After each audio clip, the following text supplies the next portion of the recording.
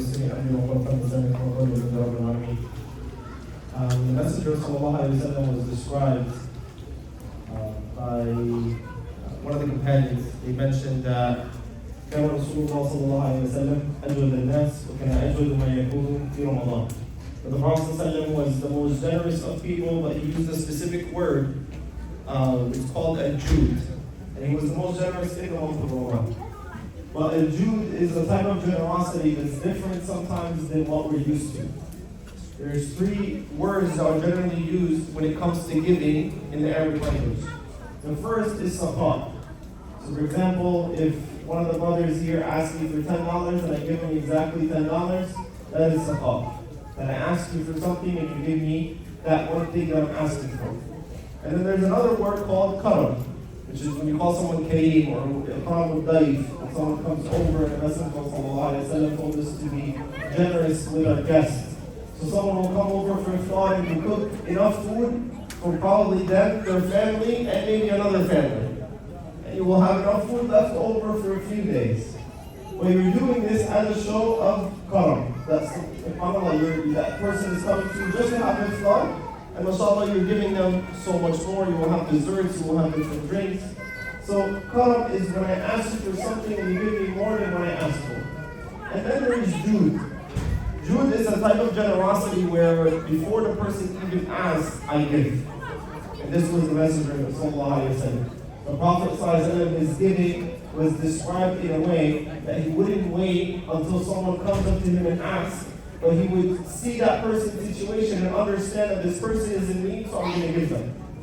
And when we talk about generosity, a lot of times we talk about generosity in just a materialistic sense. But the Messenger of ﷺ was also generous with his time.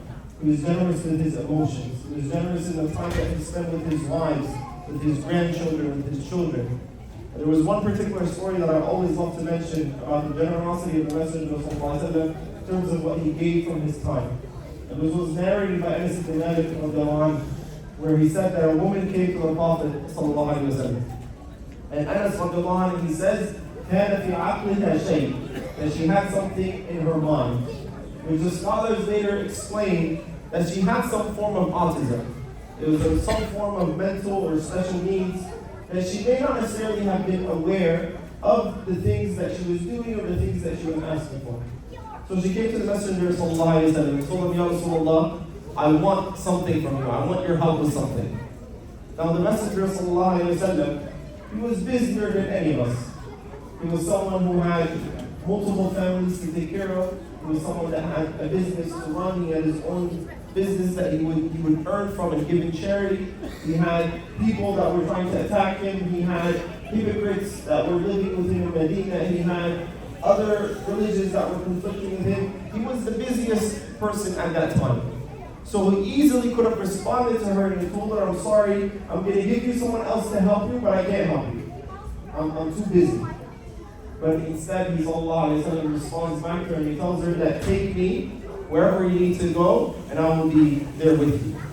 And subhanAllah, Anas is describing what he's seeing in front of him, and he says that the Messenger followed her in wherever she needed to go.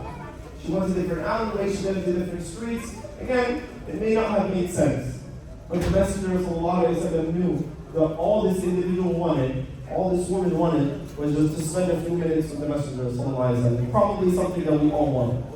But she had that courage at that time to go and ask him, So she spent a few minutes with him, and then she told him, Ya Rasulullah, I am done, you're free to go. And Anas, he said not once during that interaction did the Messenger say that I'm sorry, I don't have time for you. I'm sorry, I'm too busy. I'm sorry, this is becoming too long. But in fact, a lot of times we have that response when it comes to our own children. The children will come to you after a long day of work, so I understand. We'll come after a long day of work and you're just trying to spend a few minutes by yourself, maybe before iftar, just to catch your breath after a long day of meetings and work or being on your feet, whatever type of work you do. But subhanAllah, a lot of times they just want a few minutes. They want to show you something new that they learned. Sometimes they do something, it doesn't look like it's anything that's understandable, but to them, it's the world to them, that you just look at it and say, mashallah, good job, this is great, and then they go on their way.